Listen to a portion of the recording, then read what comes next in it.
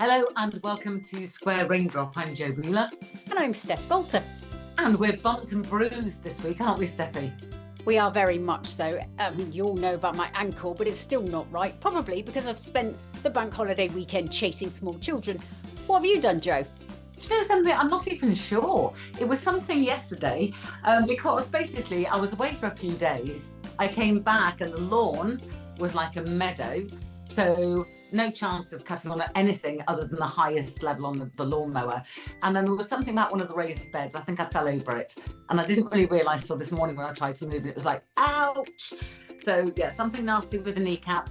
But I'm still standing. That's the main thing. But you've got a daughter with a stone in her eyebrow. Well, the stone's been there since August, Jo. The referral was sent in the beginning of September and it's just come up. We had the first appointment today. So that didn't take long, did it? So what she did is she was at one of these sports camps over the summer holidays and she managed to trip over someone else's feet. Total accident, but scraped her face as she landed head first somewhere. Apparently she's got hands, she just didn't want to use them. And so I arrived, and this had happened just before pickup, and I was like, oh, and they were like, oh, don't worry, we've patched her all up, she's fine. And she came home and she said, yeah, it seems to be okay. And we were going on holiday the next day, so I didn't really check it perhaps as thoroughly as I might have done. And during the holiday, we were only a week away, it all healed. But then we noticed that there was a little dark patch in her eyebrow. And when I poked it to investigate, I found it was a stone. Oh my Lord, that sounds absolutely horrendous. So she's had this stone in her eyebrow for nearly a year. She's very proud of it. Many, many years ago, I was following my brother on his bike and he did that thing where he let go of the handlebars. And I thought that was really, really cool. So I let go of the handlebars too. Oh, that good. didn't work out so well. It was a pavement that was not asphalt, but kind of like glued gravel, like somebody had kind of used super glue and stuck it on. Anyway, first of all, I hit the dry stone wall, then I went down on my face on the gravelly pavement thing. I was pretty much out cold for about 48 hours and picking bits out of my face for months. Oh, and the inside of my mouth. It was all embedded on the inside of my mouth. That sounds lovely. I came off my bike as well as a child. I was 15.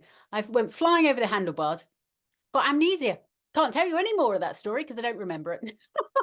Well, that was a tedious story, wasn't it? Yeah, but have you been on a bike since? Yes, because my little girl is always saying, Mommy, can we go for a bike ride?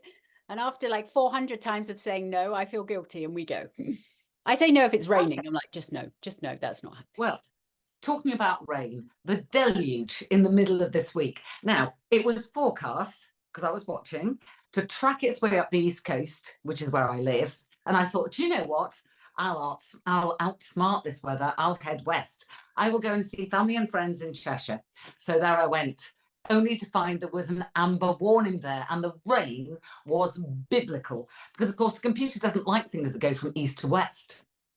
No, but I hear that because you were in an amber warning, you thought, I better hunker down and not go out in this. Didn't you, Jo? I didn't.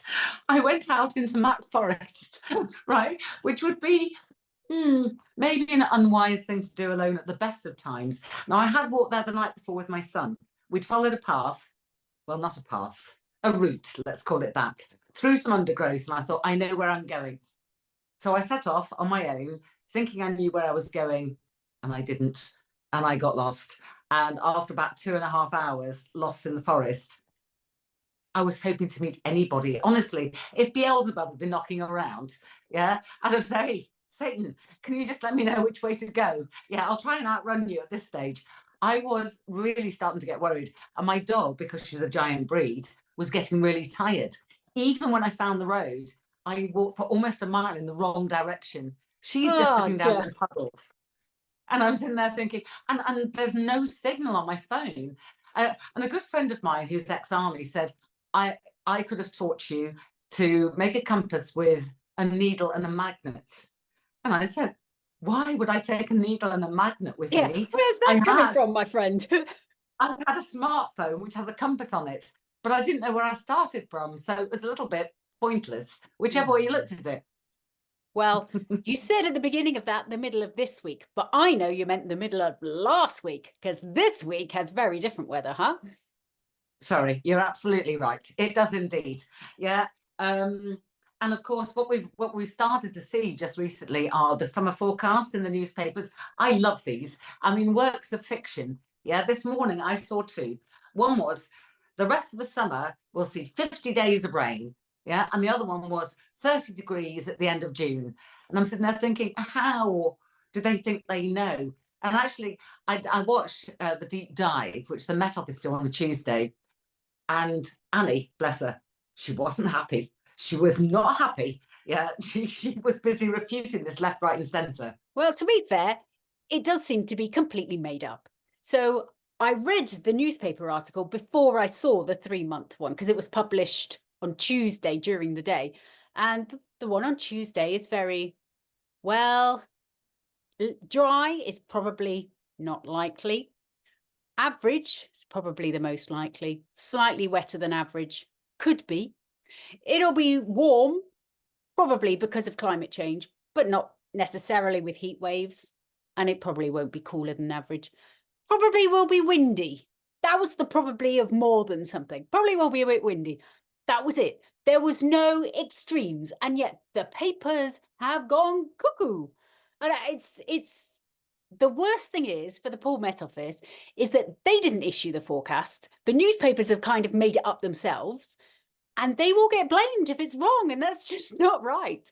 So yes, it's in everyone's interest. If I'm going to say it again for the people at the back, no heat wave has been forecast and no Armageddon rain, okay? Absolutely. And the funny thing is, the newspapers actually published this before the summer forecast by the Met Office had been written. I know. Or certainly not released. They just make it up, I swear. So I read the newspaper articles and thought, oh, I forgot that lovely 3-month forecast should be out about now. So I went to look for it. It's not there. Do you know, there are certain things about the forecast, particularly this time of year, and people get all excited about it. I mean, low pressure pretty much dominating through the rest of the week into the weekend. Oh, and then high pressure starts to build from the west.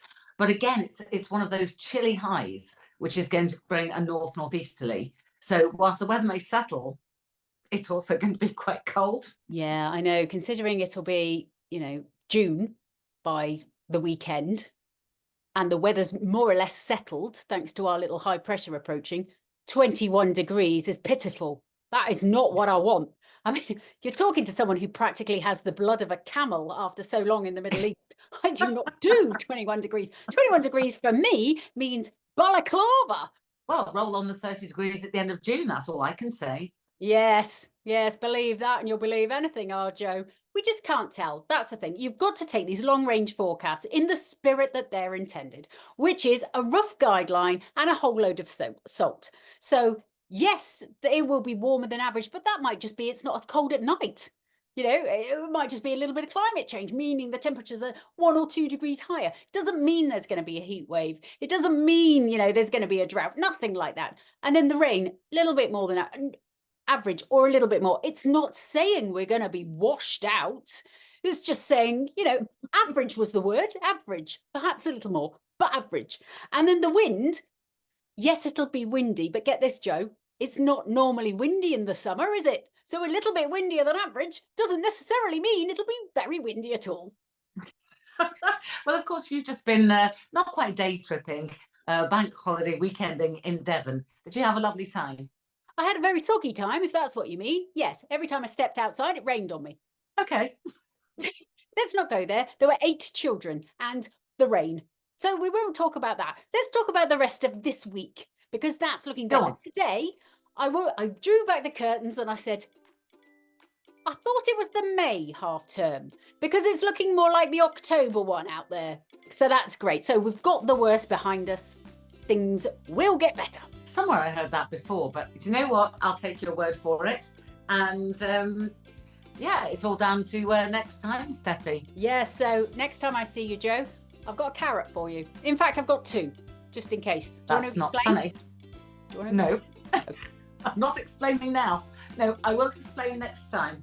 I will explain why Steffi is offering me carrots. You rotter. And why Joe will kill me, or she would. That's why I moved away from her.